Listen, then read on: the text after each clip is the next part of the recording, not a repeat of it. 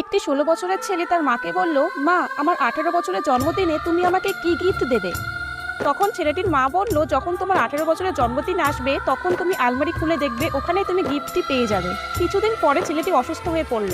তার বাবা মা তাকে হসপিটালে নিয়ে গেলে হসপিটালের ডাক্তার ছেলেটিকে চেক আপ করে ছেলেটির বাবা মাকে বলল তার হার্টে একটি ফুটো আছে, এখন সে ২ মাসের বেশি বাঁচবে না। ২ বছর পরে ছেলেটি ঠিক হয়ে ঘরে আসলো। তখন সে জানতে পারলো তার মা আর এই দুনিয়ায় নেই। এই কথাটি জানতে পেরে সে তখনই আলমারি খুললো আর দেখলো আলমারিতে একটি গিফট পড়ে আছে। সে তাড়াতাড়ি করে গিফটটি খুললো আর গিফটের মধ্যে একটি চিঠি ছিল। ওই চিঠিতে লেখা ছিল, আমার প্রিয় বাবু, যদি তুমি এই চিঠিটি পড়ছো তাহলে তুমি একদম সুস্থ আছো। তোর মনেই আছে তুই যখন অসুস্থ হয়ে পড়েছিলিস তখন আমরা তোকে হসপিটালে নিয়ে গেছিলাম।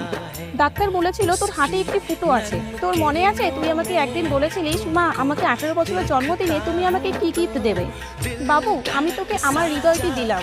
হ্যাপি বার্থডে বাবু।